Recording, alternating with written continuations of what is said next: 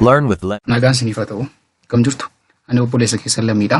Har'a immoo kutaa torbaffaa isiniif qabadhee kan dhufe akkamittiin assembilii hojjechuu dandeenya. Siivil siriidii irratti akkamittiin assembilii hojjechuu akka dandeenyu wajjin ilaalla.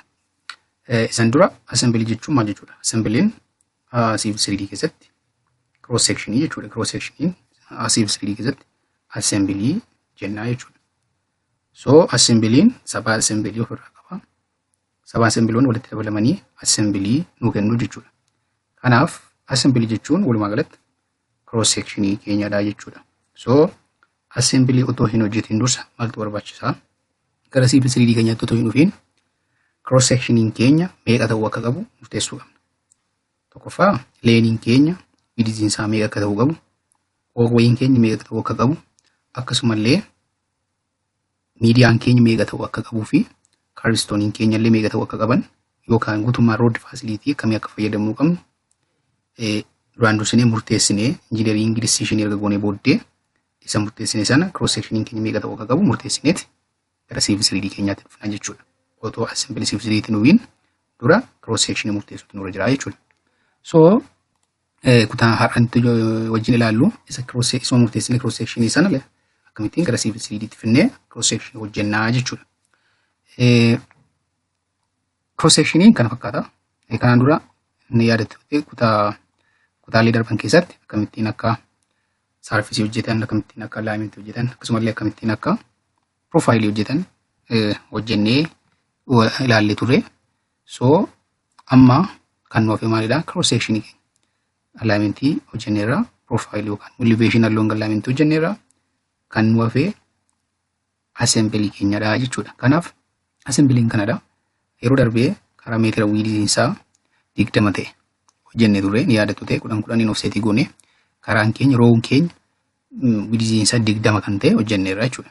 So amma cross sectioniin keenya wiidziinsaa 20 ol caaluun irra hin jiraatu jechuudha. 20 ta'uu qaba jechuudha. So as keessatti fakkeenyaaf kun waan kan hojjedhee jira.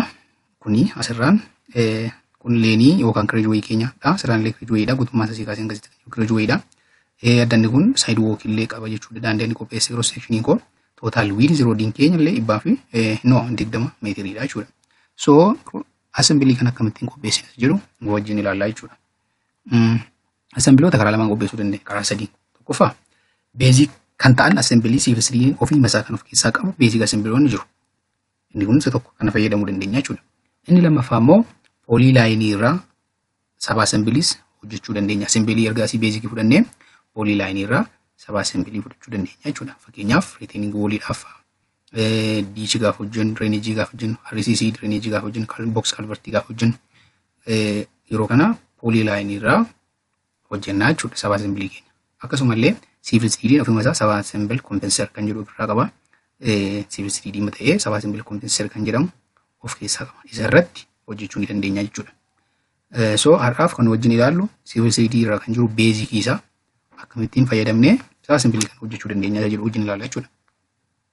So jalqaba murteessineerra kana jalqaba gochuuf dhufnee assembil kan jedhu irratti kilik goona. Isaan booda create assembil jenna jechuudha. Create assembil erga booda maqaa assembilii keenyaa laannaa fi fakkeenyaaf ani my assembil kan jedhu hin kenne. So my assembil kan jedhu hin kenne descriptionii barbaadne kennuu dandeenya yoo barbaadne dhiisuu dandeenya.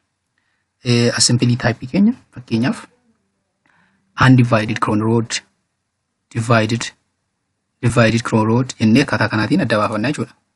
Maaliif karaan keenya divide immoo undivided gidduu isaa fakkeenyaaf wanta biraan jira yoo ta'e karoonni gamaaf gamanaan wanta biraan yoo ta'e undivided jechuudha. So divided yoo ta'e divided jenna. Crown yoo ta'e crown jenna jechuudha. Asittiin barbaanne asir jennee dadarbuu dandeenya. Ofii keenya kan qopheessine ofii isaa riidii akka godhuu barbaanne jechuudha.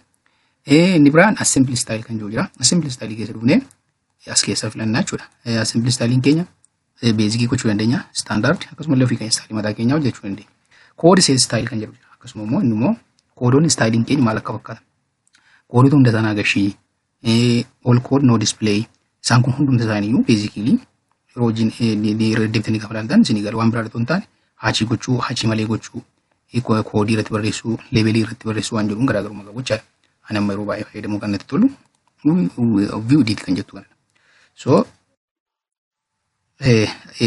exist naan jira asirraan hojjedhe waan jiruuf so tu jedhi jedheera isa ready godheera so select specific baseline naan jira so bakka teenaa kenneedha open bakka kenneef kun baseline keenya centered as assembly keenyadha jechuudha isaan booda erga irratti click goone addaan irratti tool plate kan jettu jirti tool plate irratti click goona jechuudha tool plate keessa galee booda isaan kun nu dhufuu jechaadha leenii asitti kun centered loading keenya so leenota jechuu barbaanne leenii addana yeroo jecha lane for superficial ground lane generic pavement structure jira so guutummaa as keessaa detail fayyadamnu leenota jechuudha akkasumallee shoulder yoo fayyadamne shoulderiin as keessa jira jechuudha median fayyadamna odee median kan keessa jira jechuudha carbstone carbon jiran hundi isaanii yoo danarra jiru jechuudha daylight fayyadamu yoo barbaanne fakkeenyaaf slope stake fayyadamna odee daylight fayyadamuun keenya dirqama waan ta'eef daylightun as keessa jiru jechuudha so amma ani kana fayyadamu leenii itti dabaluu waan barbaadeef lee kan jiru kana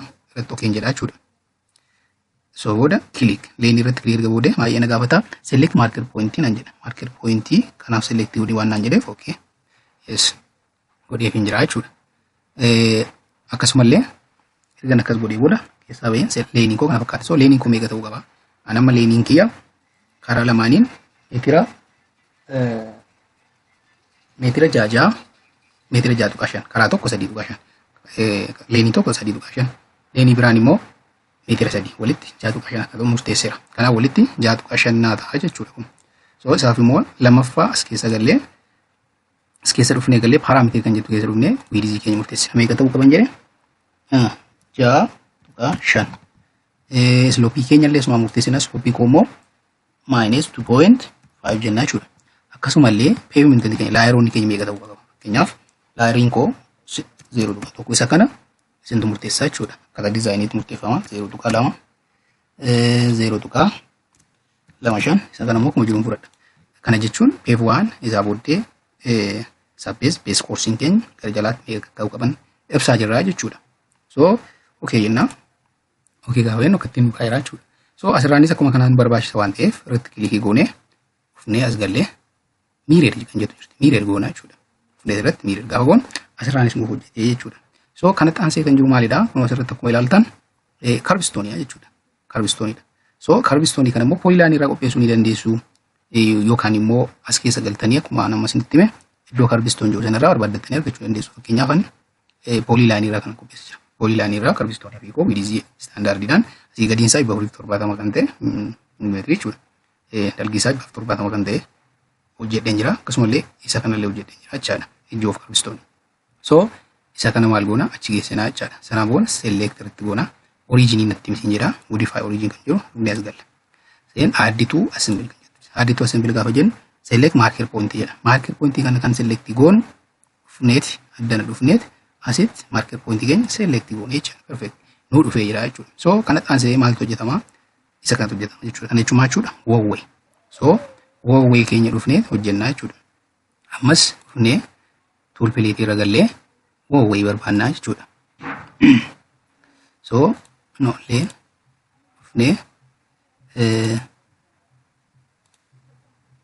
urban sidewalk kan jettu jirti so kana keessa tokko filannee keenyaaf urban sidewalk irratti okay jenna jechuudha saabor select marker point with assembly jedha okay jenna amma nuti kallattii achirra hin barbaanne waan ta'eef click goone right click goone saba assembly property kan jiru irratti okay hojjenne right isa jiru left jirra jechuudha akkasumallee widizin isaas meeqa akka ta'u ofuma keenya murteessinaa jechaadha fakkeenyaaf sadii yoo ta'e sadii jedhee murteessaa sloping koo meeqa akka ta'u sadii jedhee murteessaa jechuudha diibziin kollee meeqa akka ta'u anatu murteessaa jechuudha fakkeenyaaf 0.1 meetirii ta'uu danda'a 1 meetirii illee ta'uu danda'a inni kun namichi akka haala iddoon itti diizaayinii goonu daandii keenya eeriyaa daandiin keenya irra jirutu murteessaadha jechuudha isaan kana ofii keenya murteessinee keenyaaf 0.5 jennee murteessinaa jechuudha so bakka okay jenna jechuudha so nu sirreessa jira sloopii keenya wajjin kan sidewalk maaltu nu hafee asirraa maaltu nu hafee dhumne asirratti iji of carbstone nu hafee jechaadha so iji of carbstone keenya illee akkasuma polyline kanan qopheessa jira kana akkamittiin akka polyline irra qophaa'u kutaan biraa irratti wajjin ilaaluu dandeenya jechuudha so modify origin jedha originii koo kana dheedettanii mee add to assembly kan jettu jirti isaan booda add to assembly kan jettu kan ergan fudhadhee booda ofeen asirratti akkuma sila kiliikiin godhaa jechuudha. So already finished godheera jechuudha jira. So kanarratti aansinee isheen kun deelaatii fayyadamuu dandeenya. Fakkeenyaaf naannoo baadiyyaa daandii baadiyyaatiif yoo ta'e fayyadamuu dandeenya. Gin daandii magaalaa yoo ta'e baay'inaan isin fayyadamu. Riteen goolii fayyadamna jechuudha. So fakkeenyaaf hin fayyadamna yoo ta'e akkamitti fayyadamna isa jiru deelaatii fayyadamuu dirqama yoo nuti ta'e osaa tool pileetii akkuma filaa tool pileetii gallaa isaan booda deelaat kan jettu jirti. As keessaa deelaatiin barbaachisu filanneeti okee jennaa jechuudha. So okee jennaa akkuma filaa kiliikii irratti goona deelaatii kana akkasii goone irratti kiliik goone sabaa simple property kan jedhu irratti okee jennaa jechuudha. Isaan booda barbaanne so wantoota jechuu barbaanne yoo jiraate hundumti isaanii as keessa jiru. Detailii gaafa hojjettan wantoota isin barbaachisan akka standardii keessanitti jirtu jechuudha. Okay, fixeen jira jechuudha. So asirraan isa na barbaachisa. Asirraa waan na barbaachisuuf diginaa hojjechuun irra hin jiraatu. So maalan godha? Selecting godha. Kana selecting godha. So guutummaa masaa dabalate selecting godha jechuudha. Selecting godhee booda mirroring jedha. So mirroring jedhee booda bideen addanatti select marker point waan naan jedhu asirratti clicking jedha jechuudha. So it's already naa dhufee jira jechaadha. Kanaaf sabaa assembly kana fakkaatu hojjenneerra jechuudha. Sabaa assembly kana fakkaatu hojjenneerra jechuudha. Asitti understand gochuu kan nuti qabnu. Sabaa assembly kana fakkaatu hojjenneerra jechuudha. Sabaa assembly keenya row keenya hojjechuu qaba. Asii kaasee hanga asitti kan jiru row keenya hojjechuu qaba. Kanaaf as keessa gallee sisirreessinee guutummaa isaa isa kana wajjin wal qixa gochuutu nurra jira jechuudha. Kun nu barbaachisu ta'e deelaatii irraa balleessuu dandeenya. Irratti kiliikii goone I don't need deelaatiin barbaannu yoo ta'e dileetii jenna jechuudha. Asirraan illee barbaannu fakkeenyaaf magaalaa Finfinnee keessatti baay'inaan hin barbaachisu deelaati. Kanaafuu intinii namootaati waan ta'eef jechaadha. Propertiidha waan ta'eef fayyadamuun ni rakkisa. So akkaataa kanaatiin hojjennaa jechaadha. Fakkeenyaaf yeroo darbe seeraan kan hojjedheeru meetira 20 hunduma isaa walirraa qannateen jechaadha. Guutummaan isaa akkasittiin hojjedhee jechaadha. So assembly jechuun akkamittiin assembly akka hojjetamu kanadha jechuudha. So it is easy you can understand irra deebitanii yoo hojjettan hubachuu ni dandeessu waan ulfaatu miti irra deebanii hojjechuun barbaachisaa jechuudha. Kutaan kan nuti irra qabannee dhufne kanumadha. Kutaan biraa wajjin amma wal arginutti kan nuuf tura.